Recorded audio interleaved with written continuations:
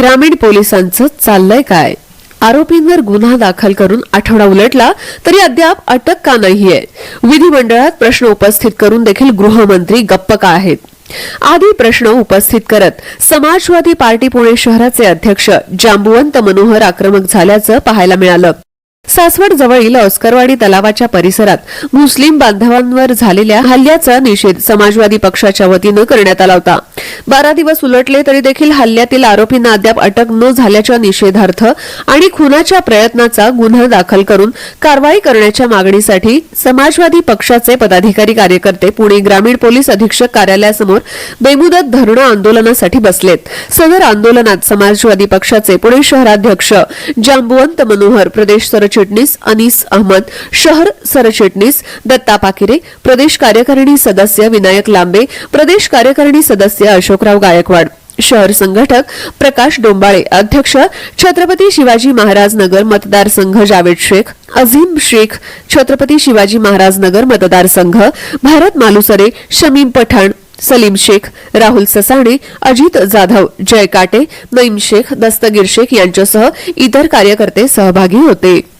अटक करा, अटक करा, गुन्हेगारांना अटक करा, अटक करा, अटक करा, गुन्हेगारांना अटक करा, अटक करा, अटक करा. गुन्हेगारांना अटक करा. ऑस्करवाडीतल्या पीडितांना न्याय मिळालाच पाहिजे, ऑस्करवाडीतल्या पीडितांना न्याय मिळालाच पाहिजे, ऑस्करवाडीतल्या पीडितांना न्याय मिळालाच पाहिजे, मिळालाच पाहिजे, मिळालाच पाहिजे. समाजवादी पार्टीचा, समाजवादी पार्टीचा, समाजवादी पार्टीचा. शुक्रवार दिनांक 13 मार्च 2026 ला पुण्याजवळच्या जवळ सासवड नावाचं एक मोठं गाव आहे आणि त्याच्याच शेजारी आस्करवाडी नावाचं एक गाव आहे, जिथे एक तळ आहे.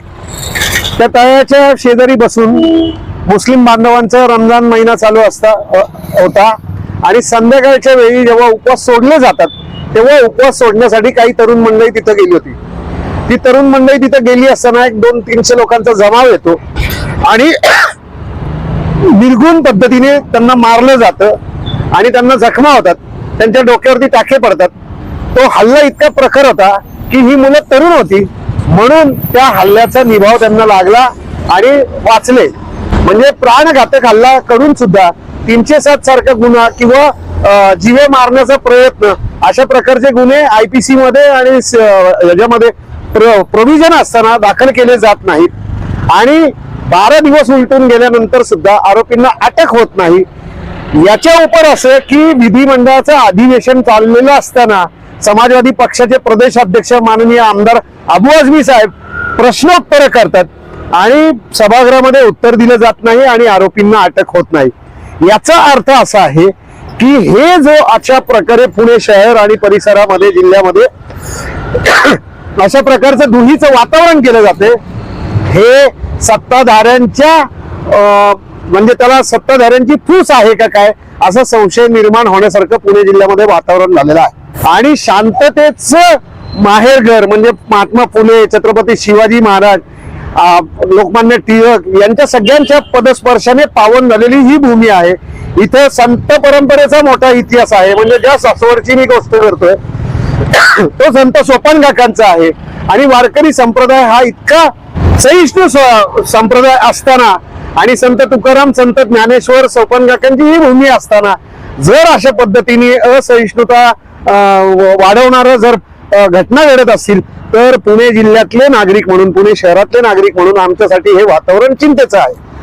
सगळ्यात महत्वाचं असं आहे की याच्यामध्ये सरकारचा निष्क्रियपणा, पोलिसांचा निष्क्रियपणा हा इतक्या मोठ्या प्रमाणावरती जाणवतोय की आरोपींना पाठीशी वेगवेगळ्या गुन्ह्यांमध्ये घालण्याचे प्रकार होत आहे. जर देवेंद्र फडणवीस मुख्यमंत्री आहेत, तेच या राज्याचे गृहमंत्री आहेत, सभागृहामध्ये 4 वेळा आमदारकी भूषवलेला माणूस तिथे प्रश्न उत्तर करतोय आणि त्याच्यावरती जर कारवाई होत नसेल तर पुणे ग्रामीण पोलिसांचं काय चाललंय हा प्रश्न विचारण्यासाठी आम्ही इथं बसलोय. आमच्या या आंदोलनाच्या प्रमुख मागण्या अशा आहेत की आरोपींना अटक तर झाली पाहिजेच आणि तेही म्हणजे आरोपींना, खोट्या आरोपींना न दाखल हे करता याच्या मागचे जे मास्टर माइंड आहेत, याचे जे मोरके आहेत त्यांना अरेस्ट झाली पाहिजे. आणि त्याचबरोबर ह्याच्यामध्ये दिरंगाई ज्या पोलीस ऑफिसर्सनी केली आहे त्यांच्यावरती सुद्धा कारवाई पोलीस अधीक्षक म्हणून संदीप सिंग गिल यांनी केली पाहिजे किंवा गृहमंत्री म्हणून देवेंद्र फडणवीस यांनी केलं पाहिजे. दुसऱ्या मागण्या अशा आहेत की आरोपींना अटक तर झाली पाहिजे आणि तातडीने झाली पाहिजे. जोपर्यंत त्यांना अटक होत नाही आणि जोपर्यंत गंभीर स्वरूपाचे गुन्हे दाखल होत नाहीत तोपर्यंत समाजवादी पार्टी इथं आंदोलन करणार आहे, हे सांगण्यासाठी इथं बसलेला.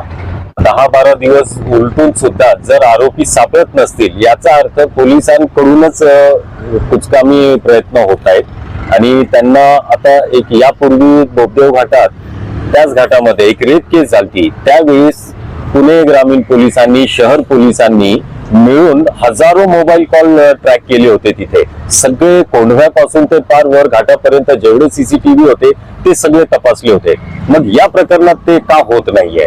म्हणजे दरवेळी अशा पद्धतीने झुंडशाही करणं आणि कोणाच्याही घरी, यापूर्वी एका माजी सैनिकाच्या घरी गेले, ते बांगलादेशी आहेत म्हणून, आणि ते माजी सैनिक आणि कारगिल युद्धातले ते वॉर वेटरन निघाले, पण त्याही प्रकरणात FIR दाखल होतो किंवा एक NC प्रकारे होतात पण अटक होत नाही. यात FIR दाखल झाला परंतु त्याच्यामध्ये 307 प्रमाणे जी कलमं लागायला हवी होती, म्हणजे हा मॉब लिंचिंगचाच प्रकार होता पूर्णपणे.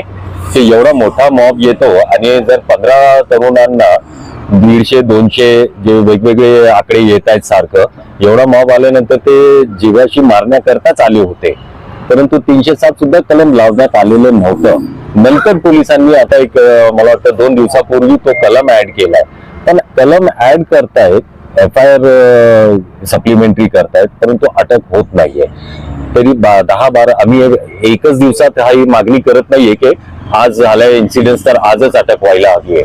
10-12 दिवस उलटून सुद्धा जर अटक होत नसेल तर जोपर्यंत अटक होणार नाही आम्ही इथून उठणार नाही, ही भूमिका आमची आहे. शांतपणे एक अशा ठिकाणी, नैसर्गिक ठिकाणी बसून जर ओझा इफ्तार करत असेल तर तिथं 100-150 लोकांचा मॉब हा जमतोच कसा? तिथले CCTV कॅमेरे बंद असतात कसे? आणि इतका सगळा मॉब येतो तर ते कुठून येतं? तर इंटेलिजन्स आपली काय करत होती? नक्कीच कुणाबरोबर तर त्यांची बोलणी झाली असेल, एवढं जमा केले असतील लोक वगैरे, आणि एवढ्या कलमा, त्यांचे मोबाईल चोरी गेले, त्यांना मारहाण झालेली आहे.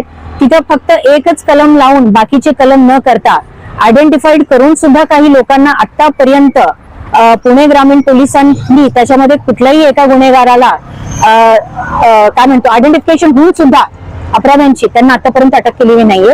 तर आज आम्ही ती मागण्या करण्यासाठी आपण एक आंदोलनासाठी बसलेलो आहे. आम्हाला SP साहेबांना भेटायचं आहे आणि त्यांना विचारायचं आहे की जर आपल्याला अटक करायची नसेल तर अथवा तुम्ही अटक करा, जे काही न्याय संविधान कायदा पद्धतीनं आपल्याला जे काही लॉ अबेडिंग आहेत ते सगळं करा, नाहीतर तुम्ही तुमची खुर्ची खाली करा, राजीनामा द्या. धन्यवाद.